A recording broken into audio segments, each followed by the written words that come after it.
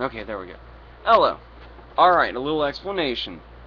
The videos that I'm redoing are because I want to put in a bit more quality from my side of things. There's not much I can do with the technological, but with what I say, it was pointed out to me, and I agree I could be doing better.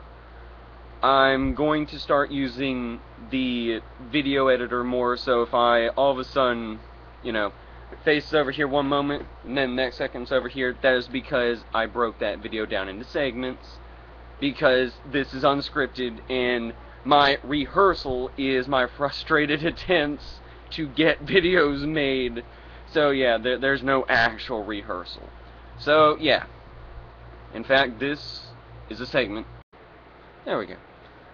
Alright, one of the things that Lauren Faust wanted to do was have characters. Not these caricatures of, girls that most shows would have, where they're either going to be the girl she was growing up with, I'm going to have a tea party, I'm going to go shopping, and of course, be completely perfect without any moral blemishes. And also, she, wanted to avoid the going too far in the extreme.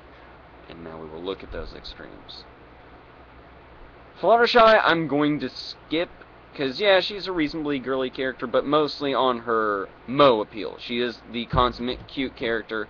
She is this series' Hinata. Hinata character from Naruto.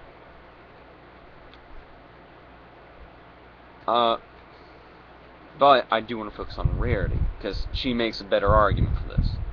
Rarity is fashion obsessed, but she's an artist.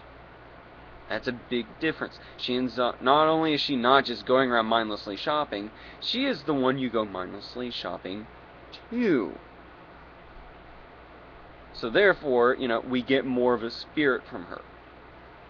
Also, she has a flaw.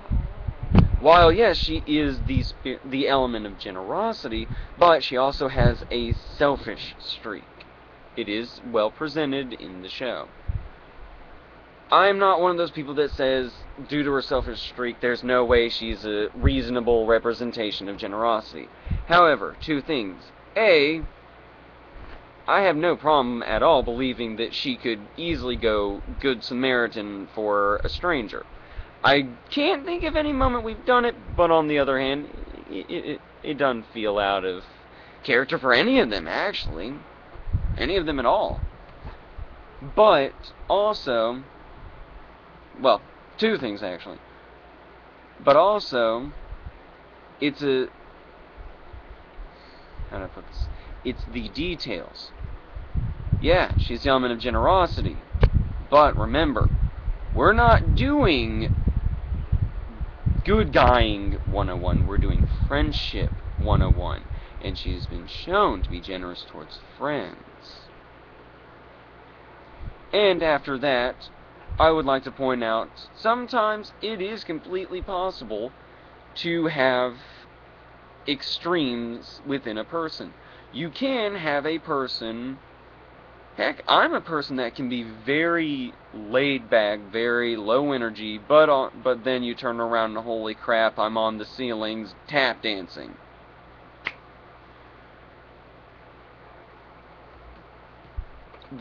However, on the flip side, we got Applejack and Rainbow Dash. These are two characters that in less developed show would essentially, you'd think they were vampires being presented with crosses if you tried to put them in a dress. But best night ever, what are they wearing? Dresses. That, and also Applejack actually calls Spike out on not being able to handle, the touchy-feely goodiness towards the end of, that was Ticketmaster, I'm pretty sure. So, Lauren Faust found that sweet spot Or, not even sweet spot, she just realized that you don't have to completely try to subvert something to not be a part of it. It'd be kind of like, taking an Asian guy. He doesn't do anything martial arts, he's reasonably tall, not particularly dorky or anything, but is still smart. So yeah, you do have that one stereotype that is most certainly true of him, but on the other hand, you admit it, you put it forward, but also you put other parts. You develop those other parts. And in the end, it creates a realistic character that it doesn't look like you were trying to bulldoze over a stereotype. You put some subtlety, I suppose you could say. I'm not sure if that's the best way to put it, but whatever. Something else Lord and Faust wanted to avoid was romances. Because she did not want it to take up the story. Or the character interactions or anything like that. She wanted it to be focused on the girls, not their relations. That, and also, it did good to find the stereotype. Now, we've had 2 times where romance entered in for the main cast. And non-main cast, fair game. But we've been avoiding it with the main cast. The first one was actually something of a subversion. We had Rarity, the consummate girly character, who, oh,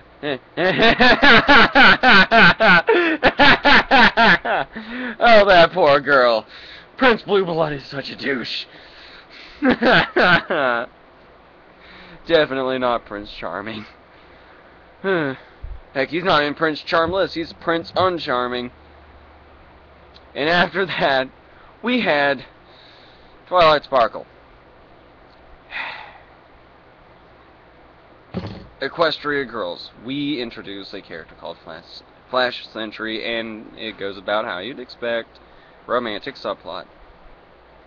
Now, my big problem is that they brought... Well, no.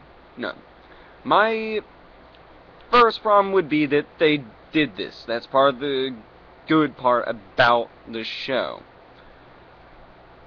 Is that they have been trying to avoid romances for the main 6. Now, on the other hand, I can see it like this, that we've gone 3 seasons, and we have not had a relationship for them. I can handle that, Okay, we've gone long enough, here, have a relationship. In fact, to be honest, I'm of the opinion either A, Rarity and Spike need to be, definitively together, or please cut that guy off some way, please.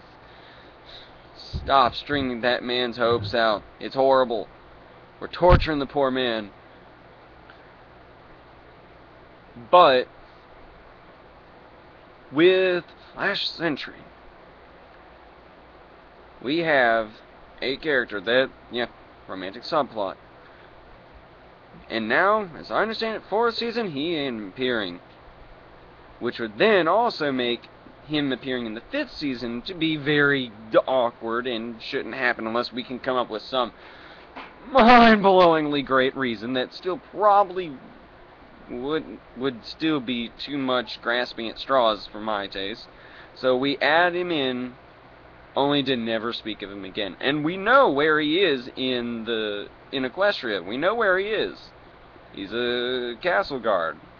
I can kind of understand that it would be a bit of a difficulty to run the relationship, but to be honest, I wouldn't mind, maybe a little bit of time, drop the fact that drop a few references to the fact it's happening, and then probably have one episode really dedicated to them realizing, they don't have enough in common and that it's too difficult to run the relationship.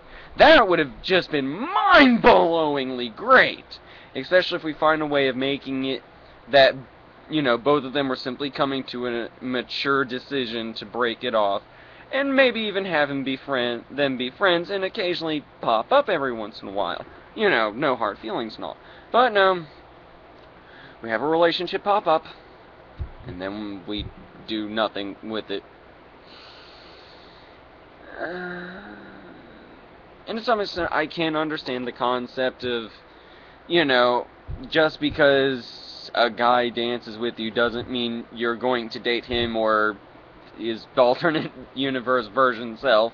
But still, I kind of feel like my intelligence has been insulted here.